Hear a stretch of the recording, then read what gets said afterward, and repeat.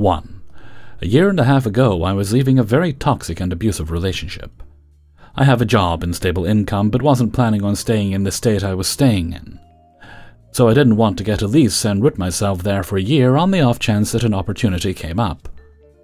There were several things in the air, so to speak, so I thought it best to rent a room in the meantime with my dog and wait it out.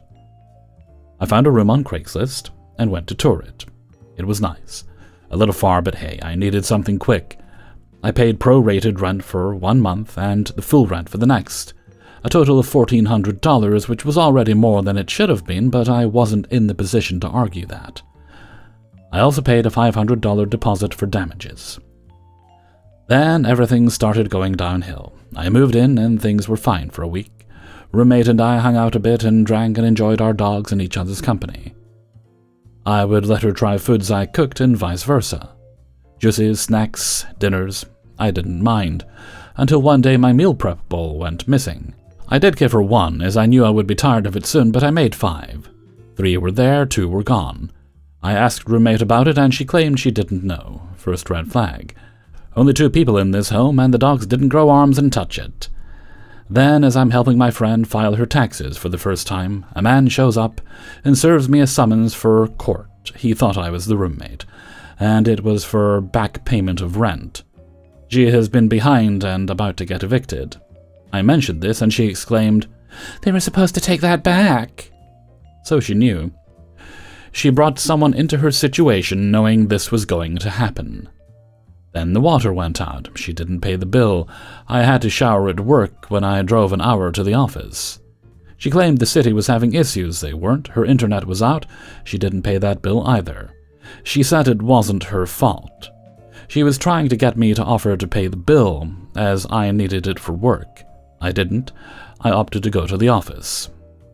She would lock my dog in my room even after she told me it was fine for her to roam, but she really didn't want her to.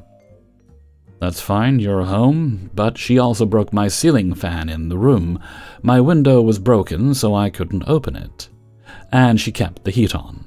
My dog was baking in 80+ degrees in the house upstairs. Not cool. I told her to stop doing that. Either you lower the AC, or give her the freedom to cool off downstairs since heat rises. Then she told me one day that the maintenance people came to check the fan in my window and my dog scared them. The result, she was fined $300 because she wasn't on the lease. I sent the money. She already had 3 dogs, 1 not on the lease. Make it make sense? Then I started to catch on. She was going to keep asking and try to get more money. I asked for an amended lease to prove my dog was on there now. She got defensive and said I accused her of lying. I didn't, but if it's resolved, why not send the lease? She claimed she'd ask for one, but couldn't promise anything. Final straw was when she told me, not even 20 days into the full month, that she couldn't afford to live there anymore, and asked if I wanted to get a place together. I said no. I'm not putting my social on a lease with yours. So she said she had to move. She wasn't going to reimburse me my deposit or my $300 for my dog. Solution. I came downstairs to moving boxes. She was going to jump ship without so much as an apology. I took a day off sick from work while she went to her job, and up and moved all my stuff and some of hers to a storage unit, and got an Airbnb for a few days. I texted her I moved out and she had 7 days to send my money or else. She laughed it off, not knowing. She said she had to evaluate my room for damages knowing there weren't any.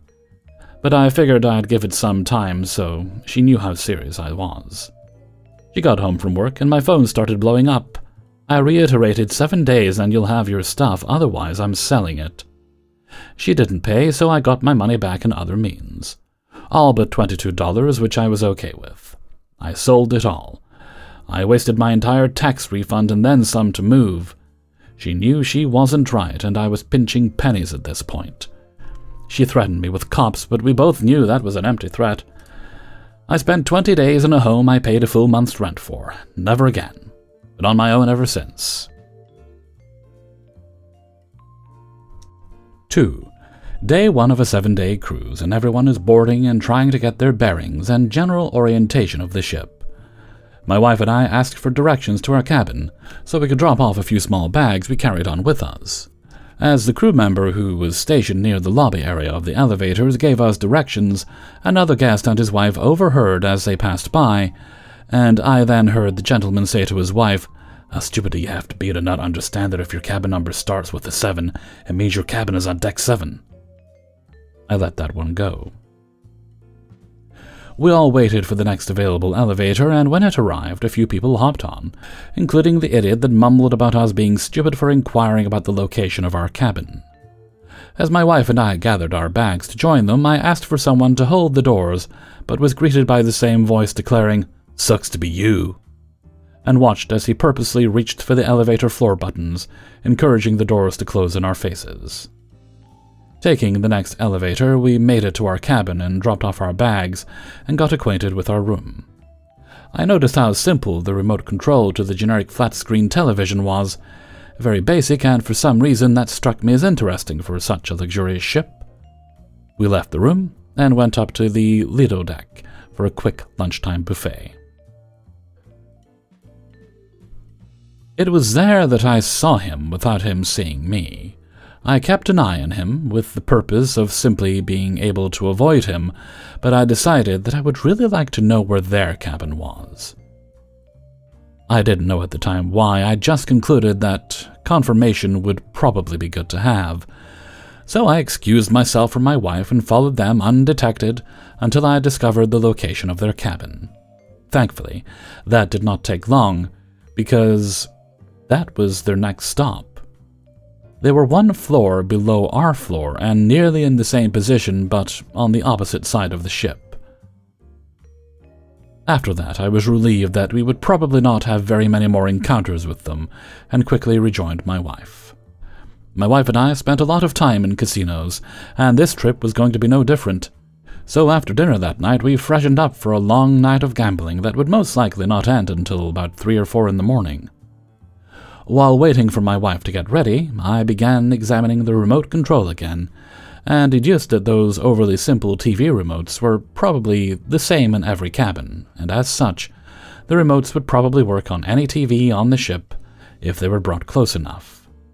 I put the remote in my pocket and went to the casino. At approximately 3:30 in the morning that night, I tested my theory. I visited the door of the idiot's cabin and pressed the remote control against it and hit the power button. To my delight, the television sprung to life inside their cabin, and I could see the blinding light from it under their door. The volume buttons worked just as effectively as the power button, and the volume on their TV reached maximum level in a quick second. I listened, as startled people jumped from their bed and scrambled to find their own remote to shut off the disturbance. It was my pure bliss for 7 straight nights to shock them from their slumber with no one the wiser, because why would they ever suspect it was caused by anything outside their cabin? 3. A few years back, I was in high school. I lived in a small country town as a very flamboyant, obviously queer teenage boy, without even needing to say anything. Needless to say, I was definitely the most popular kid in school, and everyone was totally supportive. Even the staff at the school wasn't the biggest fan of me, unfortunately, even though I was a not-so-straight-A student who never caused any trouble. Luckily, being raised from a very literal farm, my family was and continues to be really supportive. They knew how interested I am in fashion, and my parents surprised me on my birthday with this pair of heel Doc Marten Chelsea boots. I had been saving up for. Obviously, I was ecstatic and wore them constantly both in and out of school for about a week before I was dress-coded for them. Unfortunately, this was not my first time being dress-coded because of my tendency to wear more feminine clothing, so I had developed the habit of carrying the dress code pamphlet on me in my bag to prove my innocence, because I really was never breaking any rules, they just happened to not like what I was wearing. I pointed out that there was nothing about boots or heels, and my teacher just sort of scoffed at me and told me to go to the front office. Apparently they had updated it, and if I had read the newsletter that morning, I would have known that. I went up front of the office, and true to what she had said, they had added a rule to the effect of work boots were allowed but no fashion boots. Unfortunately, it was very obviously targeted because no one, male or female, was wearing anything like that except for me. My parents knew that too. When I got home and told them about it, they were furious for me. My dad took me out the very next day after school to a boot store and quite literally bought me a $300 pair of women's black work boots that were completed with some sparkly rhinestones on them. Quite frankly, those boots made me look more queer than the first pair ever did, and I loved them. I wore those proudly with a black sparkly hat I already owned to school the next day, and didn't even make it to second period before I was called to the front office for violating dress code.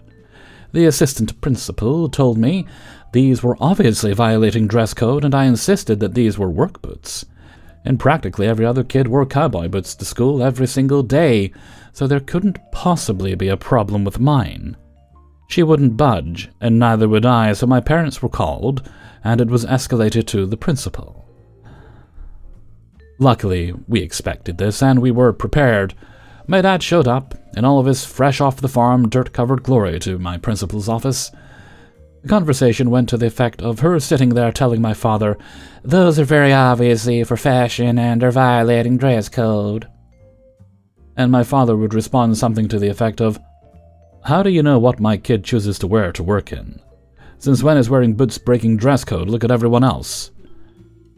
And then this went back and forth for, quite frankly, an embarrassing amount of time, but by the end I was allowed to wear my boots. Much to the annoyance of my old high school staff, I wore those damn black sparkly boots practically every day for the rest of my high school experience, and then 3 years later, when I was long gone in college, my little sister, an open and proud lesbian by the way, entered high school. We just happened to have the same shoe size, and I didn't mind loaning her the boots. She is a junior now, and continuing my legacy of terrorizing the homophobic teachers and staff by wearing those same shoes to school, which held up amazing by the way to this day. 4. I'm an overnight cashier at a gas station. Pretty chill most nights. There's a few bad apples as always, but nothing too bad. Every now and then I'll get an entitled customer that demands I sell them beer without an ID, against state law, wouldn't dream of it, or sell them cigarettes despite being 20. Sorry kids, not happening. One lady, though, she really got under my skin. Happened a while back. She comes in around 11:30, so well past time we shut down lottery. We turn off the machine at 10 as per our store regulations. There's a ton of updates the machine undergoes nightly, and it takes 6 or 7 hours. I keep an eye on her, and note she has one of the ball draw-style lotto cards in her hand. I call out and explain that our machine is off for the night, so I cannot sell her the tickets. She scoffs loudly and says I'm lying and I don't want to do my job.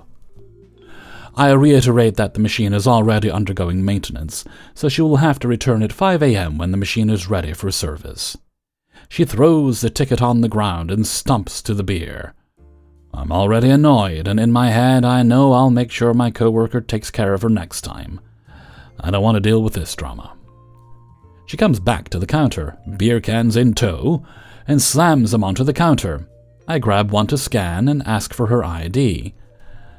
Lady once again scoffs and asks if it's really necessary.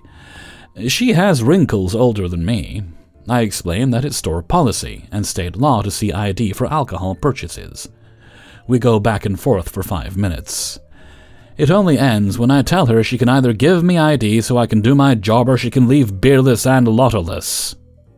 Wasn't that a character from Lord of the Rings?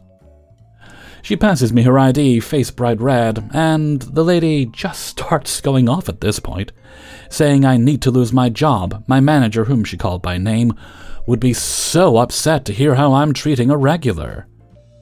I write my name, my manager's free time for the next day, and tell her she is free to come in and complain about me doing my job. It'll go absolutely great for her. She snatches the paper and starts asking me to sell her cigarettes.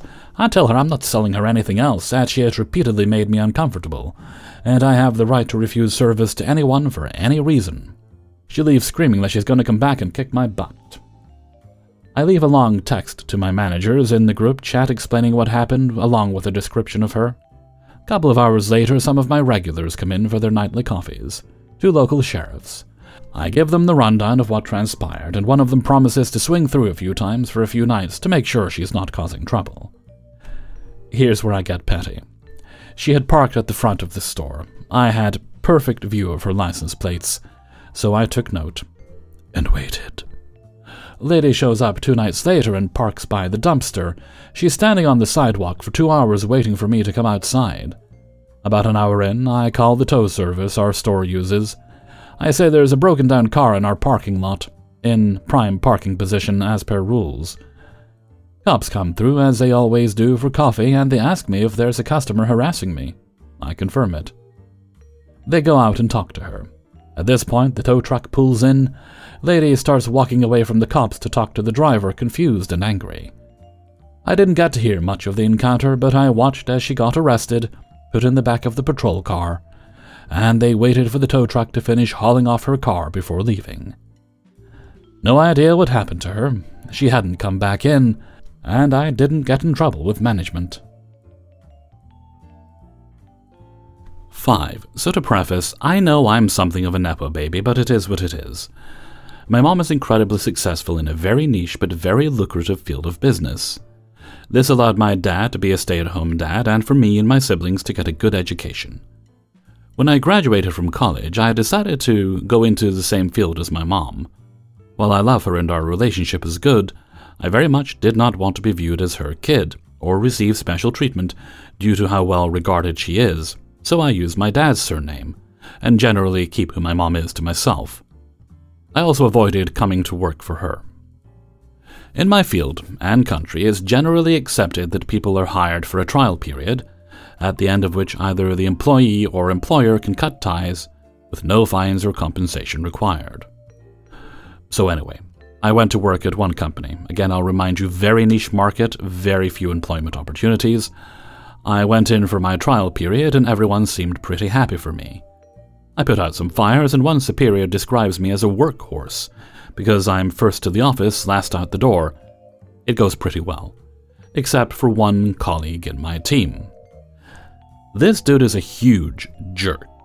I'm a bit of a people pleaser and try to be on good terms with everyone. But Jerk will have none of it. Dude is incredibly rude. He keeps being very confrontational. Like if a colleague, not just me, was getting any sort of acknowledgement, Jerk would belittle them and their accomplishment. If someone was saying they had a rough time with something, he would pop up going, "Oh yeah, I did that a while back. It was super easy." Whenever someone started talking about future plans with me, Jerk would go, "Yeah, we'll see about that." He also apparently says some very unkind things about my appearance and masculinity. But those at least he had the decency to say behind my back, I suppose. And I only heard about them later. Like, dude was incredibly mean. For apparently no reason except trying to make himself look better by making everyone else look worse. This one thing wasn't true to me specifically because I'm male, but the meanness seemed to apply especially to women. A few comments were about how working in this field isn't for moms, and they should be raising kids or whatever, and some other very bad stuff. But management seemed pretty content keeping him around, because apparently he was a pretty good worker, and they liked that he was ambitious. Fine. My trial period ends, I am offered a permanent position, but decide this is not the place for me, as I don't love being anybody's workhorse, and have very little interest in sticking around in Jerk's vicinity. I respectfully inform them I will not be sticking around and go find work elsewhere. On my last day, I come to say goodbye. Management says they're sorry to see me go. Colleagues wish me well and say they're gonna miss me. Jerk goes, "Ha! Told you LP wasn't gonna stick around. Good riddance. Maybe this field isn't for you either." Very loudly. I leave. I'm not very confrontational, and I don't have to deal with him anymore anyway. So I just go.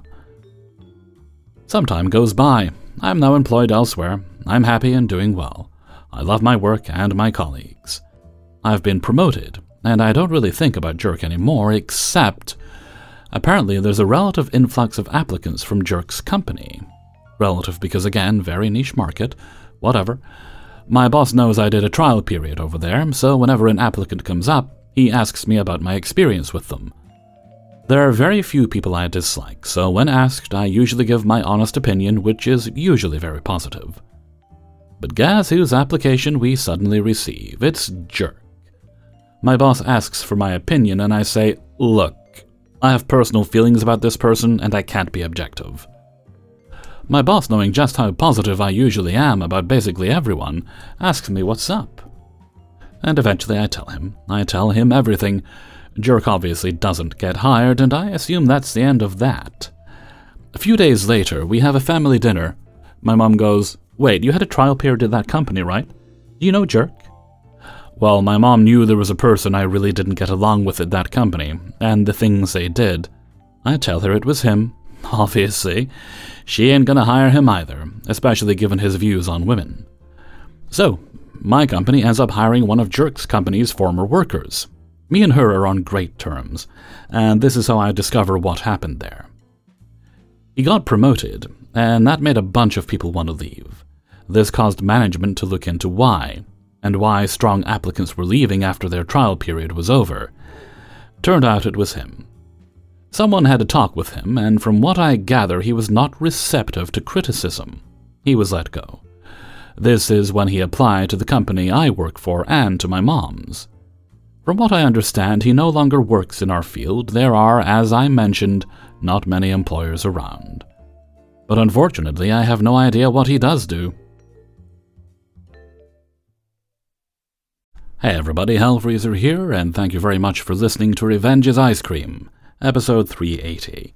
And thank you very much to everybody who allowed me to use their stories. Before you go, please hit the like button, and subscribe if you haven't done so already. Okay, no other business today, so let's move along to Hellfreezer's question of the day. Today's question is... You know what, let's skip the question and answer for the day. Feel free to share something positive that's happening in your life right now. And with that, I'm going to head off for now, so until next time, thank you very much for listening, and take very good care of yourselves.